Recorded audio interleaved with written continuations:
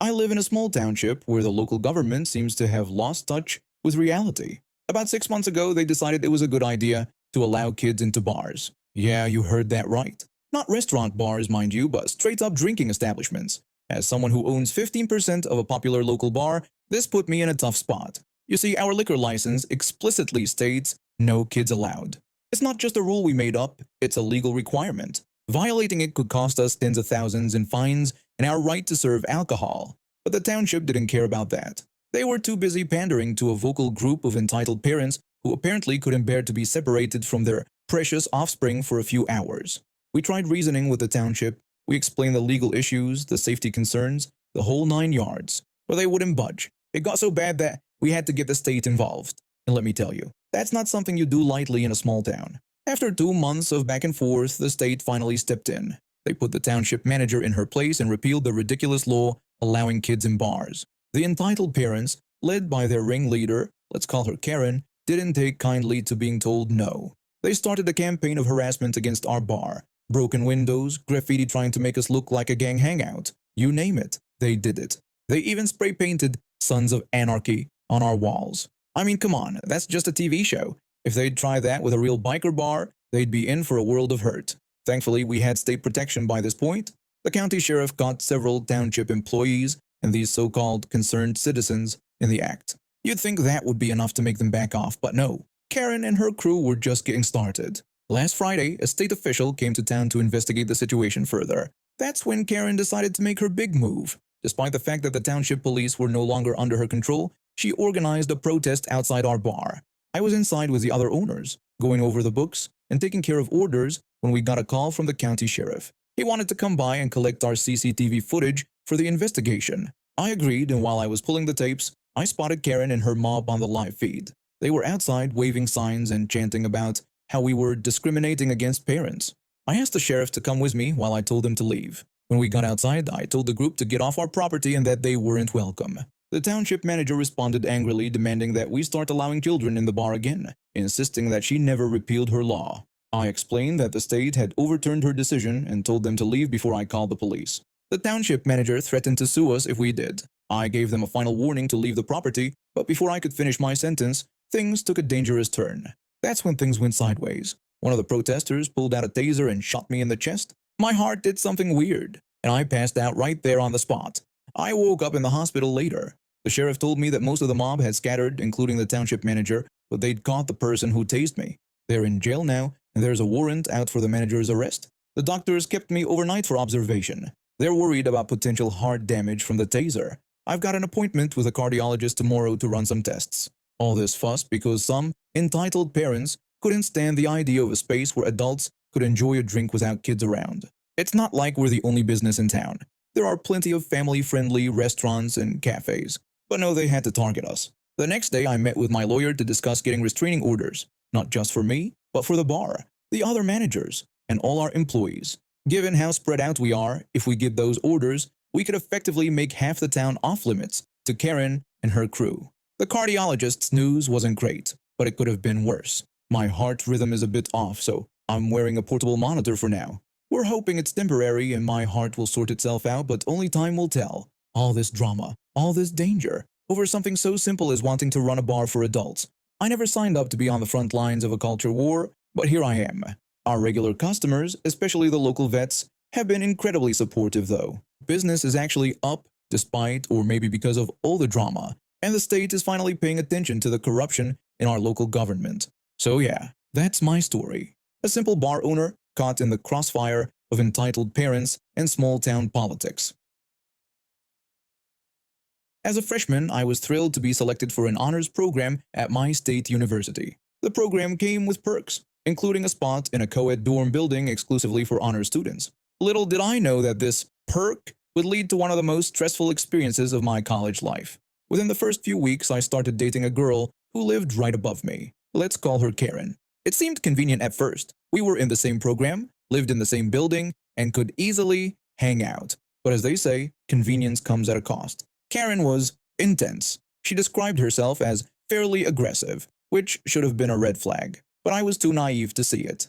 She talked constantly, mostly about herself, and it didn't take long for the other students in our building to start avoiding her. But I stuck around thinking maybe she just needed someone to understand her. Everything changed right after Thanksgiving break. I was leaving an evening class when my mom called, asking about some unusual activity on my checking account. I only had a debit card linked to my savings, and I rarely used it since we had unlimited meal plans. So when my mom mentioned several charges from a food delivery app, I was confused and concerned. I decided to ask Karen about it, thinking maybe she had used my card by mistake. When I asked her if she had used my card for any food deliveries recently, she denied it immediately. She seemed surprised by my question and asked why I would think that. I explained about the weird charges on my account, suggesting that maybe she had grabbed my card by accident. Karen brushed off my concerns, advising me to just cancel the card if I was worried. She insisted it was probably someone else. I followed her advice and canceled my card. But something didn't feel right, so I reached out to the food delivery app's customer service. They sent me receipts for the orders, and despite their attempt to hide the customer's information, I could clearly see Karen's name. I confronted her again, this time with evidence. I told her I had gotten the receipts from the app and that her name was on them. I asked her directly if she had really used my card without asking. Karen's response was explosive. She yelled at me, accusing me of suspecting her and using some choice words in the process. Her reaction was all the confirmation I needed. That night, she showed up at my door in tears, confessing to using my card and admitting she was a shoplifter. I was too exhausted to deal with it and told her we'd talk in the morning. The next day, I broke up with her via text. I figured losing $104.29 was a small price to pay to be rid of her. But Karen wasn't done yet. 2 days later, she barged into my room while I was studying. She demanded I give her stuff, yelling about where it was. When I asked what stuff she was talking about, she just screamed that I knew what she meant. She ransacked my room looking for something she wouldn't name, then left as abruptly as she'd arrived. I locked the door, but within minutes, she was back, pounding and screaming. She yelled that she knew I was in there and demanded I open the door. She started throwing herself against the door, trying to break it down. I could hear the wood cracking. Panicked, I called for help from the resident assistants. When they finally arrived and calmed her down, Karen revealed she was looking for a t-shirt and keychain she'd given me for my birthday. I gladly handed them over, wanting nothing more to do with her. The resident life staff filed a no-contact order between us and advised me to report the theft to campus police. The police suggested small claims court for the stolen money, but that wasn't feasible for a broke college student. Things escalated when I reported the incident to the university's Title IX office. They brought 3 misconduct charges against Karen: theft, threatening behavior, and inciting university staff intervention. They asked me to be a witness at her disciplinary hearing scheduled for, get this, Valentine's Day. In the months leading up to the hearing, I learned more about Karen's behavior. She'd failed all her classes, tried to cheat on me with another student, and was spreading lies about me to anyone who would listen. The day of the hearing arrived and I was nervous but determined to tell the truth.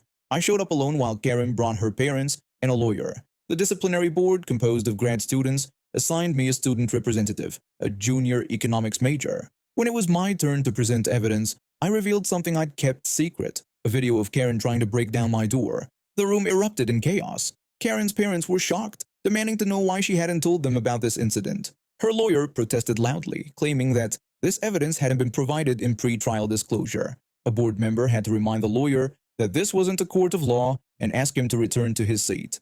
The lawyer continued to object, leading the board member to reiterate that they don't have objections in this type of hearing. The board eventually found Karen responsible for all 3 charges. They forced her to pay back most of the stolen money and move to a different dorm building. Her parents, having paid for her tuition, unused meal plan, lawyer fees, and restitution, finally pulled her out of school. I later heard that Karen returned as a part-time student, but I never saw her again thanks to the ongoing no-contact order. So, a bit about me. I've been working at this meditation and holistic wellness store for about 3 years now. It's a small place, but we've got a loyal clientele who come for everything from essential oils to yoga mats. I started here right after college, looking for a job that aligned with my values of mindfulness and wellness. At first, it was just a way to pay the bills, but I quickly fell in love with the atmosphere and the positive impact we have on people's lives. Now our store is in this quaint little strip mall. It's got a great vibe, but there's one major downside: parking. Our lot is tiny and we share it with a bunch of other businesses. To keep things fair, we've all got designated spots marked with our store names. It's not perfect, but it works. Most of the time, this one morning started like any other. I got into work early, set up the displays, and was just about to open when I noticed this fancy sports car pull into one of our spots. I figured the driver would come into our store or one of the neighboring businesses, but nope. This guy just gets out and starts walking away. I thought, maybe he's just running to the ATM or something. But after a few minutes, it was clear he had no intention of coming back anytime soon. Now, I'm usually a pretty chill person, but this really got under my skin. We'd had issues with people abusing our parking before, and it always ended up hurting our business. So I decided to go out and have a chat with him. I caught up to him just as he was about to cross the street. I politely explained that he had parked in one of our store's designated spots and asked if he could move his car if he wasn't planning to visit any of the businesses. I mentioned that there was plenty of other parking available in the area. I tried to keep my tone friendly and professional, but this guy, oh man, he didn't even bother to turn around. He just stuck his middle finger up in the air and kept walking. I called out to him again, this time more seriously. I warned him that if he walked away, I have no choice but to have his car towed. The guy finally turned around, but only to flip me off with both hands this time. He sarcastically told me to go ahead and tow his car, and then he just left. I stood there for a moment completely stunned. I mean, who does that? But then I thought, you know what? He asked for it. I went back to the store, called our local towing company, and within 20 minutes, that shiny sports car was on its way to the impound lot. I felt a little bad, but hey, I'd warned him. About an hour later, I'm helping a customer pick out some aromatherapy candles when I hear this commotion outside. I excused myself and went to check it out. And there he was, Mr. Entitled himself, looking around the parking lot like a lost puppy. When he spotted me, his face turned redder than our sale signs. He angrily demanded to know where his car was. I told him that his car had been towed, just as I had warned him it would be. He exploded, asking why I would do such a thing. His language was quite colorful, to say the least. I reminded him that he had given me permission to tow his car when I warned him earlier. I also pointed out that it was bad karma to steal someone else's parking space, especially at a meditation store. It was like he couldn't decide whether to yell more or just implode on the spot. He started making ridiculous demands, insisting that I bring his car back immediately. I explained that I couldn't do that, but offered him the card for the towing company, assuring him they would be able to help. I handed him the card with my best customer service smile and wished him a nice day. When I turned to go back inside, I could hear him sputtering and cursing behind me. But you know what? I didn't feel bad at all. Sometimes people need a little wake-up call to realize the world doesn't revolve around them. And as I was locking up that evening, I saw him trudging back to the lot, looking absolutely defeated. Seems like retrieving his car had been quite the ordeal. He caught my eye as he passed, and I couldn't resist one last jab. I cheerfully wished him a lovely day and suggested he meditate on the fact that every action has a consequence. The glare he gave me could have melted steel, but I just waved cheerily and went on my way. When I saw an ad for a new tech company looking for fresh talent, it seemed like the perfect opportunity to kickstart my career. The company was developing some kind of revolutionary AI software. At least that's what they claimed. From day one, things felt off. The CEO was always talking about his grand vision and how we were going to change the world. But behind the scenes, it was chaos. We were understaffed, overworked, and the product was nowhere near ready. Still, I tried to stay positive. My co-workers were great, and we bonded over our shared struggles. We'd take short breaks together, grabbing coffee or chatting by the water cooler to keep our sanity. Little did we know those small moments of respite were about to become a huge problem. One Monday morning, we all got an email from the CEO. I'll never forget how my stomach dropped as I read it. The CEO announced a new policy in the email. He said that he noticed productivity was suffering because of too many breaks. He told us that from now on, there would be a $50 fine for every bathroom break, coffee refill, or water cooler chat. He said this policy couldn't be changed and told us to get back to changing the world. At first, we thought it was a joke, but when we saw security guards stationed near the bathrooms and break areas, reality set in. People were furious, but also scared. Many of us were living paycheck to paycheck and couldn't afford those ridiculous fines. I decided to speak up. I gathered a group of co-workers, and we went to the CEO's office. I told the CEO that we needed to talk about the new policy. I said it was completely unreasonable and probably illegal. The CEO responded angrily, saying he was trying to run a business. He asked if we thought big companies like Facebook or Google got where they are by letting their employees slack off. One of my co-workers spoke up, saying the policy was inhumane because people need to use the restroom and stay hydrated. The CEO yelled at us to do those things on our own time, and he said he wasn't paying us to pee or gossip and told us to get back to work before he started giving out fines. We left his office in shock. That's when we knew we had to take action. Word spread quickly, and by lunchtime, almost everyone had agreed to go on strike. We made signs, sent out press releases, and prepared to walk out. The next day, we gathered outside the building, chanting and holding our signs. Local news crews showed up, and we thought for sure the CEO would have to back down. Instead, he came out looking smug. He announced that we were all fired and threatened to sue each of us for breach of contract.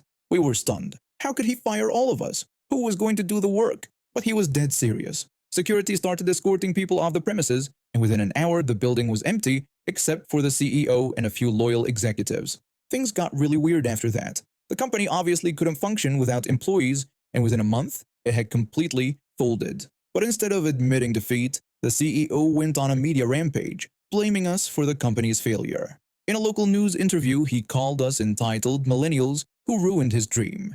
He accused us of not being able to handle hard work and destroying a company that was going to change the industry. He even demanded that we pay back every cent of our salaries. It was absurd, but he actually tried to sue us again. Fortunately, a group of lawyers heard about our story and offered to represent us pro bono. They were eager to take on such a clear case of worker exploitation.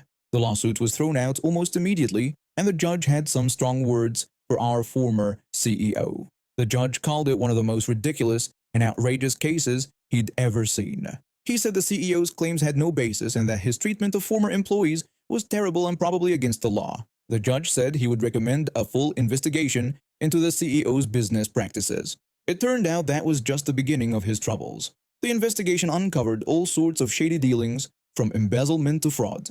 In the end, our former CEO was the one facing hefty fines and potential jail time. Sometimes I look back on that crazy experience and can hardly believe it happened. But hey, at least I'll always have a wild story to tell at parties.